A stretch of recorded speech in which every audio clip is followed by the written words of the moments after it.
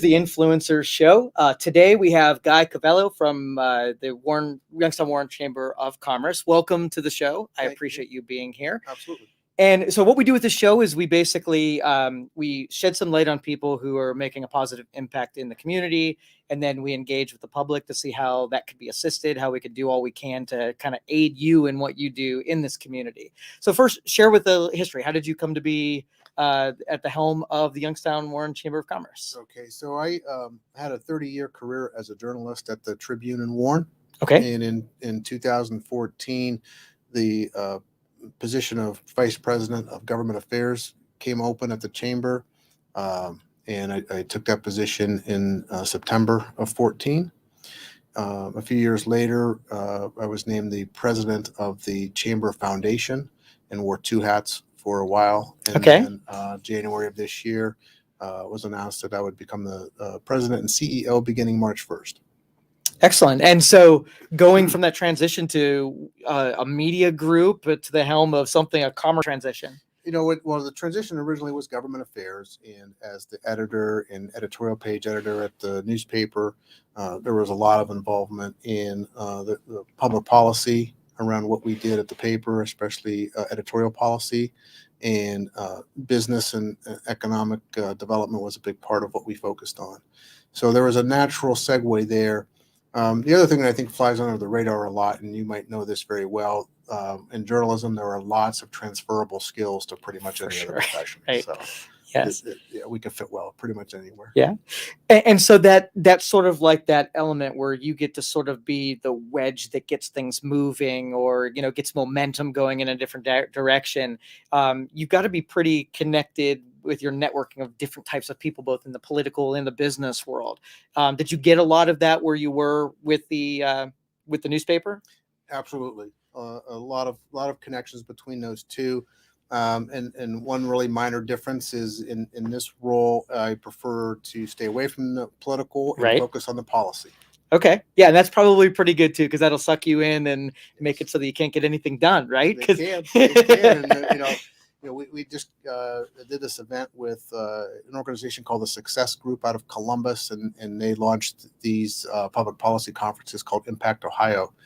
And it's designed to help us move as fast as possible from politics to policy after every election cycle. So how is the local economy as far? I mean, one big thing when I saw as an entrepreneur is we saw a lot of the sort of like older business owners, and we didn't have like younger business owners and entrepreneurs to take their place when they start retiring and whatever. So how are you seeing it going forward? So that's very true. If you look at our let's say last 30, 40 years, the loss of locally owned, family-owned businesses has been one of the biggest drags on our economy. Sometimes it's something like, let's say, Gennari Wholesale in Warren, one of the oldest businesses in the history of Warren, that a year or so ago was sold. And after 100 and some years, a new company comes along and moves all 80 workers to another location. But even when it's a business that can't physically move, and I'll pick on Goldstein's as an example. The business sells. You can't sell the furniture elsewhere; it has to be sold here. So the retail operation might stay here, but still, the highest wage earners in the organization, the administration, the ownership, all of that is out of town. And so you lose your biggest part of your tax base from that company. You lose your philanthropy from that company. You lose your business leadership from that company. So it's a big drain, and it has been for like I say 3 or 4 decades. One of the things that we did this year, we launched a series of family-owned business panel discussions, and those are quarterly, and they'll be culminated next March when we do our first family-owned business recognition dinner. And the idea around that was to bring some experts to the table to help our locally owned, family-owned businesses, number one, with successorship, maybe with some tax advice, maybe with some investment opportunities. But the ultimate goal is we need to retain as many of those for as long as we can. Or about a couple of years ago, when I was doing the business show on the radio, we were watching a bunch of businesses couldn't find a successor, couldn't sell it and offload it. They might have been here for 100 years, but if they can't find the next generation to take it up, I mean, they go out of business, and that's such a shame. Well, it is, and and what other thing that we've noticed is that for a lot of those business owners, the sell of the business is the 401k plan, and too many times the buyer of the business is not from here, and so there's ways that we can chip away at that. It's never going to go away, but we want to make as big a dent in that loss as we possibly can. Yeah, how do you think engaging the next generation to urge them to not only practice here in the Valley, but also, to take up entrepreneurship is even an option? Um, Certainly not easy, Right. and I don't ever will never claim to be the expert. Right. Our job, I think, as the Chamber of Commerce, is we'll bring the experts to the table, Okay. and we have several members in our organization that I think do provide that expertise.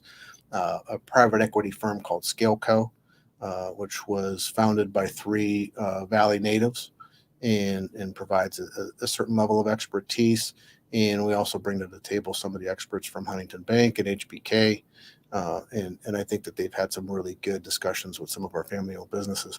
And it might be around successorship. It might be around bringing technology that, maybe overcoming some of the fear and other obstacles of taking on new technology to keep the business going for the next generation. Now, the big ones in town, the air base and the LG Chem plant, and all of these sort of like bigger entities attracting more of that kind of stuff to our area. Is it an easy sell with the workforce that we have and the utilities that we're connected to? Is that easy to broker? It's never easy. Economic development and winning projects is a very competitive business, and we have fierce competition from around the globe. So it's never easy. I think that we have improved in how we're doing it, mostly because I think we've managed to eliminate some of the silos that separate some of the what we call EDOs, the economic development organizations. You cited some of the really important ones. Youngstown Air Reserve Station, I think, is what you started out with there, and that's the largest employer in Trumbull County. It's probably fourth or fifth largest in the Mahoning Valley. Certainly went on our radar around 2012 timeframe when the economic impact of the air station had dropped down to about 87 or 89 million dollars annually, and we launched a program called the Eastern Ohio Military Affairs Commission. We spun that off last year. It's now its own standalone organization and has done tremendous work. And then over the last 6 years, the economic output of that air station has climbed now from 89 million back up to about 137 million dollars last year. Nice, well done. There's more than 2,000 people working on that installation, and we continue to take it up as a one of our top 3 public policy priorities at the chamber. So we are constantly teaming up with EOMAC to pound the gavel down in Columbus and in Washington that this is very important to us. It's very important to the U.S. economy and to the U.S. defense industry, U.S. Military defense, and we need to continue to have investment there. And I think we will continue to see investment there.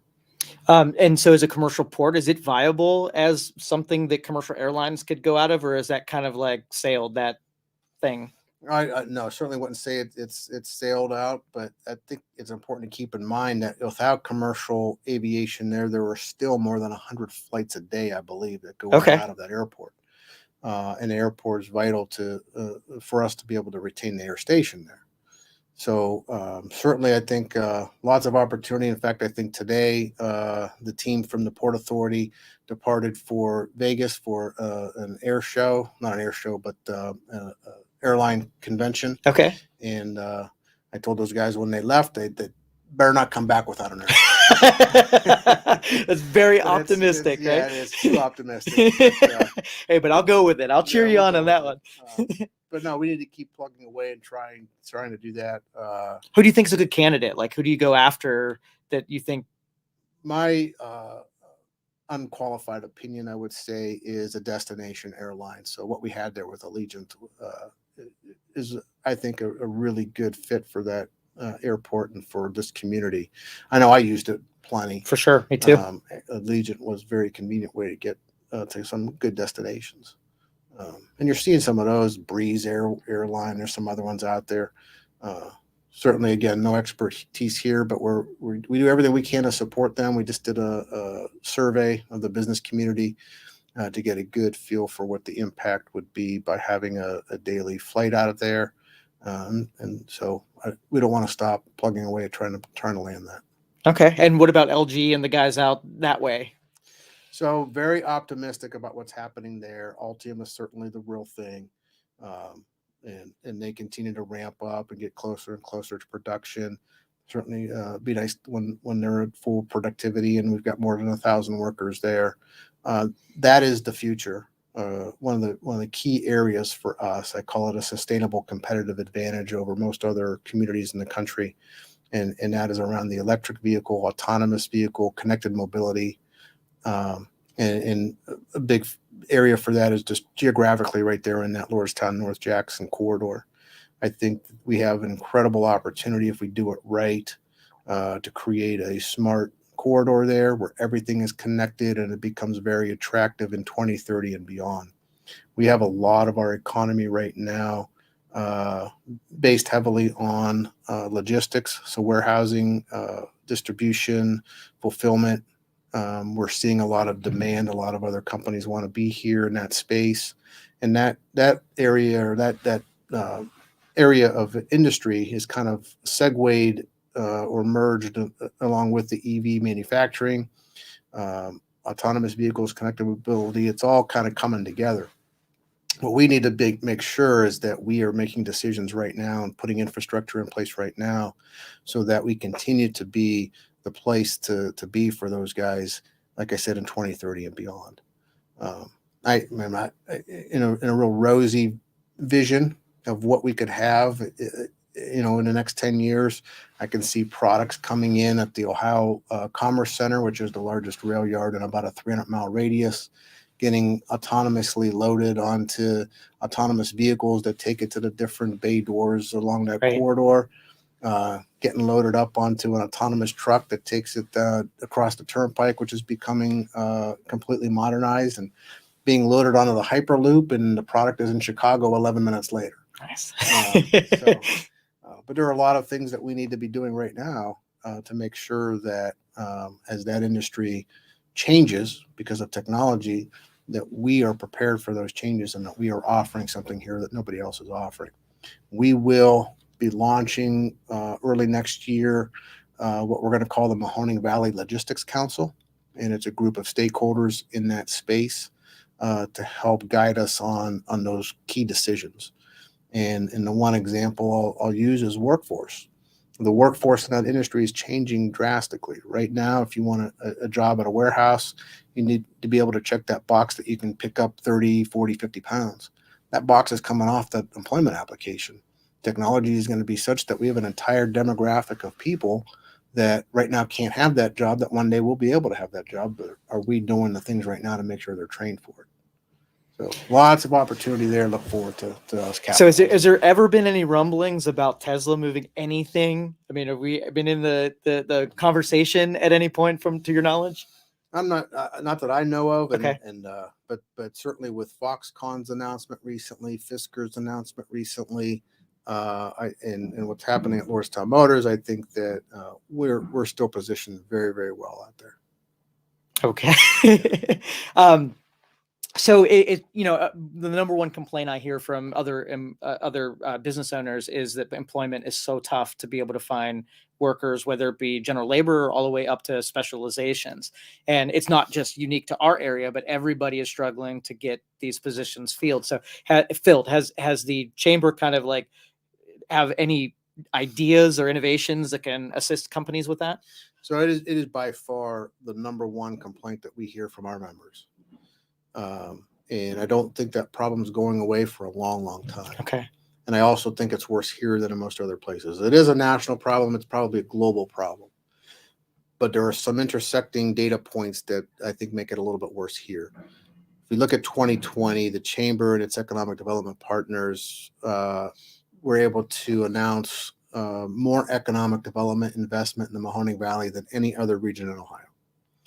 From April 1st of this year through the end of this month, it is expected that we will have the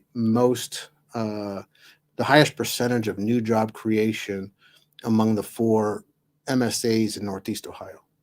So while we have all this economic investment, all this new job creation, and that last census report, every single day for the past 10 years, we lost a net 5 people. Mm, So while we're that's rough. gaining more than most, we're losing more population than most, and that makes the problem here, I think, worse than it is elsewhere.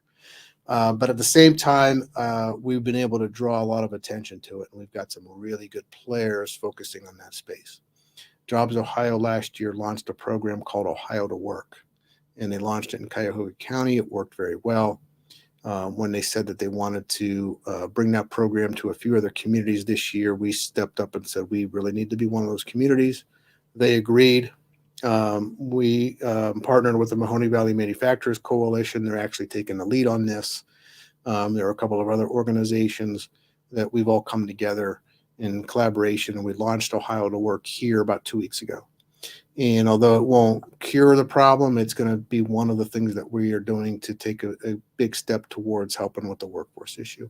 And hopefully we'll end up with several dozen companies that will be a participant in that program to help. A lot of good organizations in this community that are addressing that issue, from Flying High Incorporated to the National Center for Urban Solutions to Eastern Gateway and YSU. Lots and lots of them. One of the problems that I see is that they're all kind of siloed. And so we've kind of stepped up and we're trying to break down all those silos and get them all to be talking to each other and communicating with each other, comparing notes, finding out where the gaps are, finding out where the overlaps are, and address this problem collectively and holistically. It's not going to go away for a long time, but I think we have some opportunities to chip away at it better than most. Okay, and we earlier today we were just down at right up here on Federal to look at the Penguin City Beer buying that manufacturing facility and converting it into something. Love watching that happen, because we're taking buildings that otherwise would just fall apart and go into disrepair, and see some activity happening there.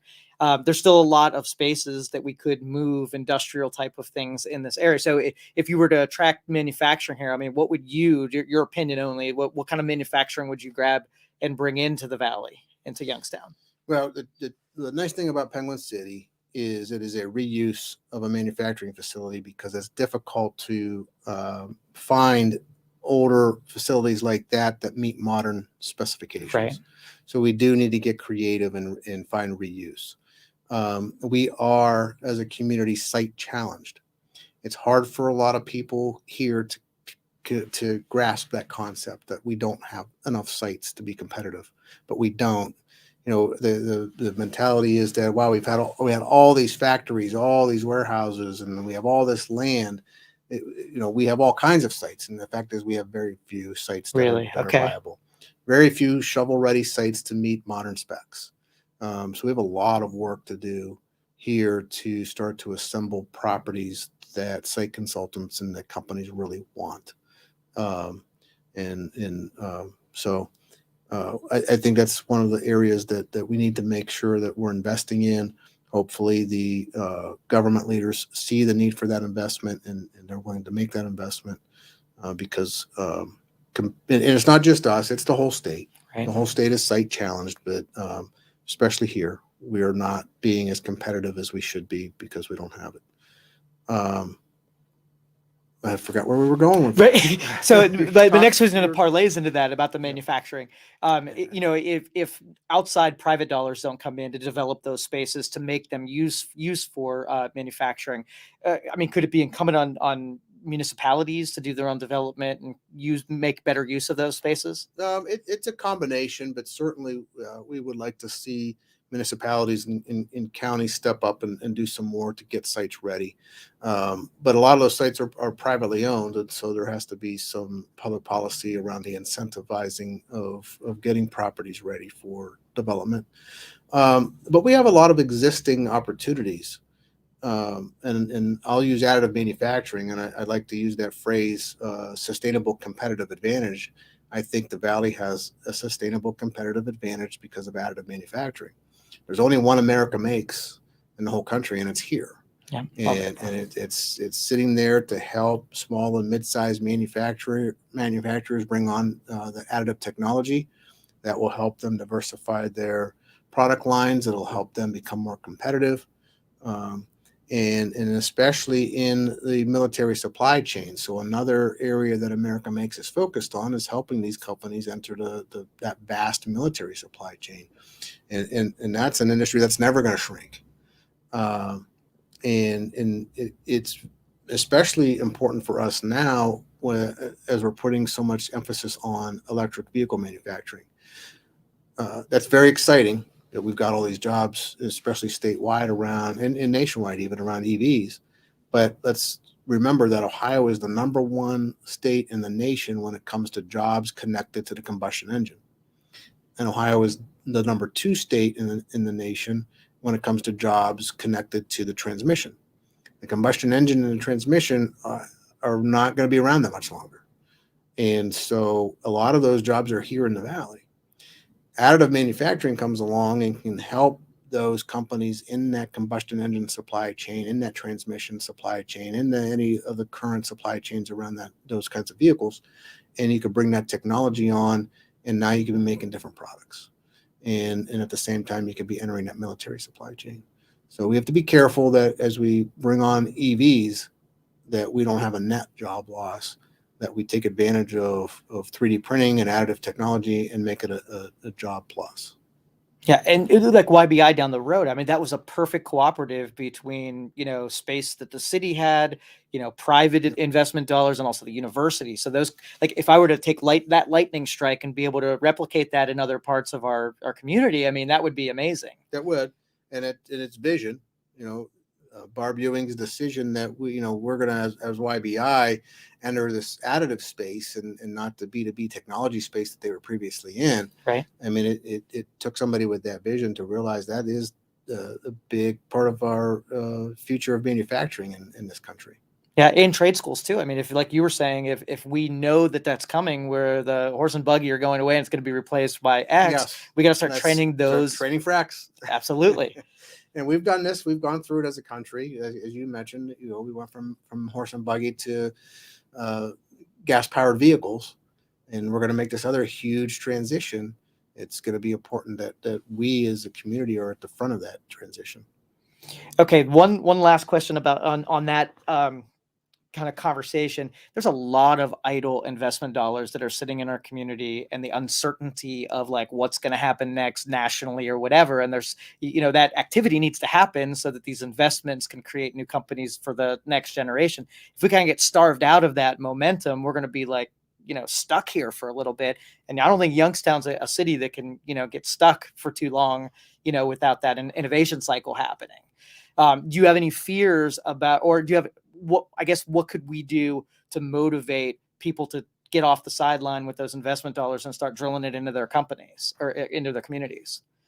So you're talking about venture capital and private equity, yes, and right. all that. That's maybe a lot of it sitting on the sidelines yes, right now. Right. And I think that's one of the topics that we've been able to bring some attention to around that family-owned business series that we launched this year. And I think that we need to continue to explore that area a lot more. And I think a lot of it also extends into minority-owned businesses and DE&I, and making sure that we're creating an equitable economy. And that's one of the areas that we're aligning with, along with Team Neo and Jobs Ohio and some others, is making sure that those investments also happen in areas where we have the most potential growth. And with the last host that was in here before this show, he's working on sort of like the outdoor spaces where the bike trails and the river projects and sort of the recreation that goes on with, with the community. And, there's a pretty good, there's pretty good support for developing it, but I'd like to see even more stuff here with, attracting more outside, tourism and stuff to this area. Any component that the chamber gets involved in? Well, we were very heavily involved in the Mahoning River revitalization, okay, and really pushed on the policy side to get the funding and the policies in place to be able to take down the dams and create this nice. recreational gem. At the same time, we have to be very careful. We would not support taking down a dam if it results in a job loss. And we do have a couple of industries along the river that we still have to determine whether or not it's okay to take down every single dam. We'd like to see them all come down because that would be a great recreational haven for a lot of people to go from end to end. Are you saying that they would suffer because of the rising the higher level, or they get their supply The from? need, yeah, the need to retain the water for their processes during times of drought. Okay, So some gotcha. of those dams may still be functioning and being used by a couple of companies. So we have to work through some of that. And especially explore the possibility of new technology that would take the place of their reliance on the dam. But I agree, there's a lot of opportunity here. Um, it's interesting. You talk about tourism and visitors, and certainly that's big during a certain season here. And climate affects that industry. But I always tell folks that when it comes to economic development, we have a great climate. We don't have earthquakes. We don't have hurricanes. We don't have wildfires. We don't have Exactly. smog and a lot of other things that disrupts industry on the Gulf Coast and on the West Coast. And so that climate stability that we have Perfect. is Well actually a stated. selling point for us, as is water. You go to some of those places out west or southwest, and you're really controlling the consumption of water because you're so close to being out of it. And we have lots of capacity for water here. It's another great selling point for us. Um, on the tourism side, business tourism has been a major growth here. Over the last 6 months, there have been many days, in fact, more days than not, that every hotel room here is gone. Nice. And a lot of that is business travel, construction travel. A lot of it has to do with the growth out in Lordstown, North Jackson area. All right. So before we break here, is there anything the community can do to be able to assist in in what the chamber is going? I mean, is it membership? Is it community support? I mean, what do you guys need the most? So I think probably um, that's a really good question. And I'm going to struggle to answer that one because in the 7 months that I've been in the position, I have felt overwhelmingly embraced and accepted by the community. Our membership has actually increased this year. The collaborations have actually increased. I think continuing to support our effort to break down some of the silos that I think existed between various organizations here, and really embracing our effort to diversify our membership. We're going to launch a DE&I program and really launch into some things to help minority-owned businesses. And maybe the one big thing is just to get the local governments to come to some sort of collaborative use of even just a small portion of that ARP money that everybody's getting, and tackle some of the major valley-wide issues such as site readiness and repopulation for workforce purposes. So marketing internally to make sure fewer people leave here, and also marketing externally to attract some more people here. Beautiful. God, you're awesome. Thank you so much for being here. Really appreciate you getting You're up there. welcome. All right. No problem.